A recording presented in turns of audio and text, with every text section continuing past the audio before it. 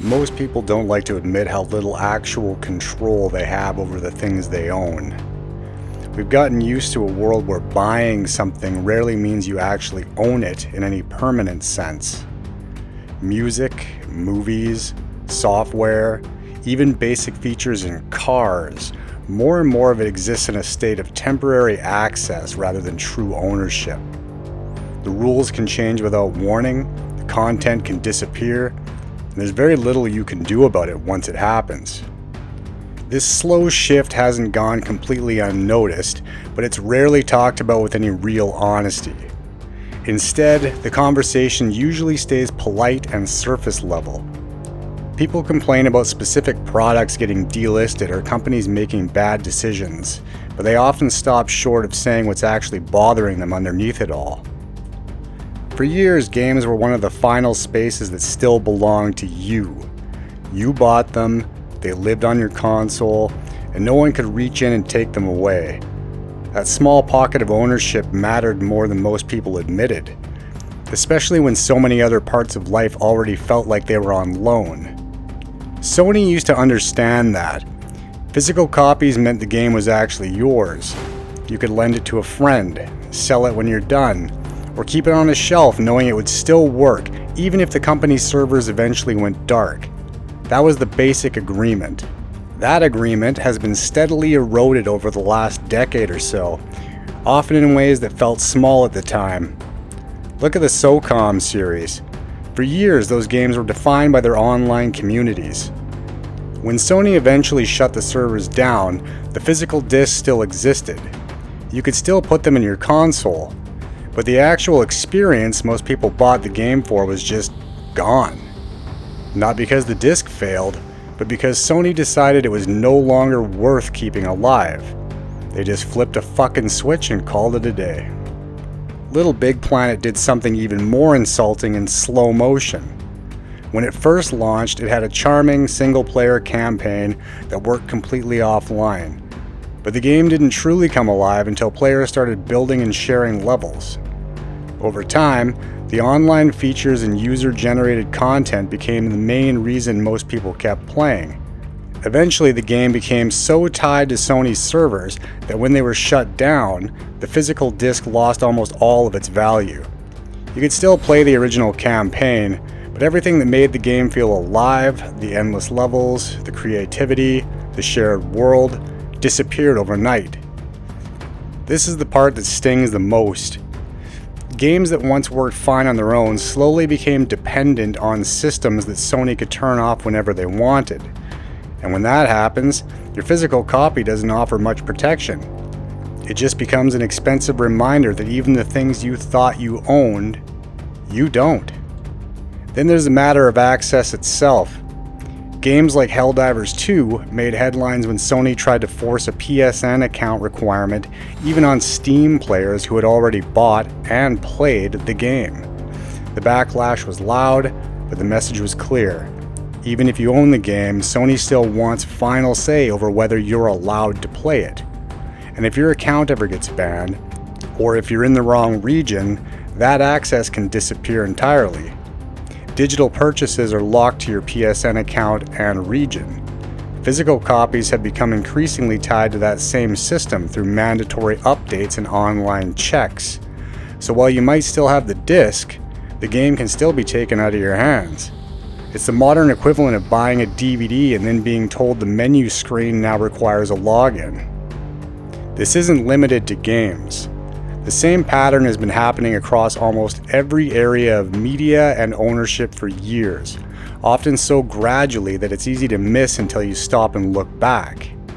Music used to live on hard drives and CDs you actually possessed. Now most of it exists in streaming libraries that can change without warning. Tracks can be removed due to licensing disputes, and entire albums can disappear. The playlist you spent years building can be altered or restricted, and if you ever stop paying for the service, you lose access to almost everything. Why? Because fuck you, that's why. Movies and shows have followed a similar path. Your digital movies can be removed. Sony sure knows about that. Software has changed even more dramatically. Programs that people used to buy once and install indefinitely now frequently require ongoing subscriptions and constant internet connections just to function. Features that used to be included can be moved behind paywalls years after purchase. Some cars have started locking basic functions like heated seats or remote start behind monthly subscriptions, even after the vehicle was already bought and paid for. Nothing says you own this car quite like having to keep paying rent on the experience of not freezing your ass off in the winter. The language around ownership has quietly changed too. We don't really buy things anymore, we access them. And access can always be taken away. We've basically been trained to accept that nothing we own is truly ours, which is extremely convenient for the people who actually do own everything. What makes the gaming version of this feel especially heavy is what games quietly became for a lot of people over the years. In a time when most parts of life feel increasingly out of your hands, work, housing, finances, even basic stability, games remained one of the few spaces where you could still exert real immediate control. Not symbolic control, actual control. You make a choice and something happens because of it.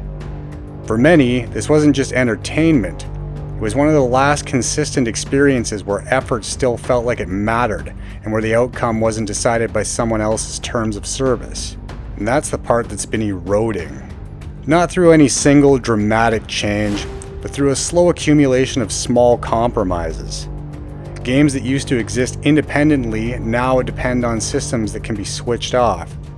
Experiences that once belonged to the player now require constant permission from the company that made them. What used to be a space you could enter on your own terms has gradually become another service you're allowed to use. For now.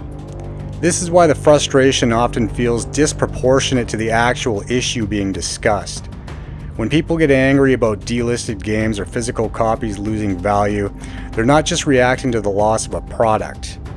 They're reacting to the loss of one of the last places where they still felt like they had some genuine agency.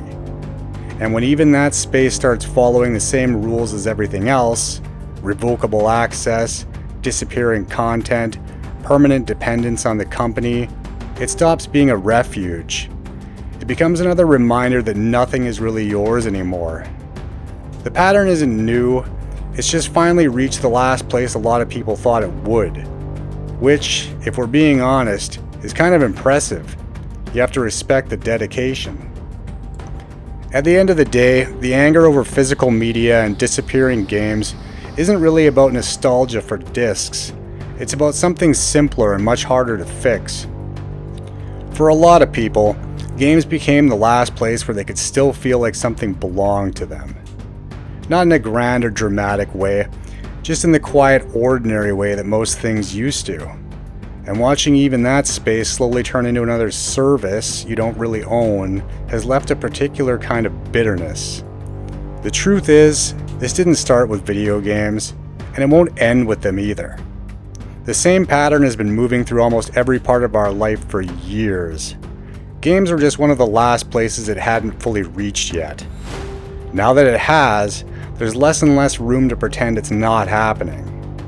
That said, the pattern isn't inevitable. People are still choosing physical copies when they can. They're supporting smaller developers and publishers that respect ownership. They're pushing back when companies try to remove access or force unwanted changes. Awareness alone doesn't solve everything, but it's usually where any real resistance begins. And sometimes that resistance is as simple as refusing to accept that everything has to be temporary. Some things are just harder to let go of than others. And sometimes the act of holding on to them, even when it's inconvenient, is its own kind of quiet pushback. Even if that pushback mostly consists of angrily keeping old discs in a drawer like some kind of digital doomsday prepper.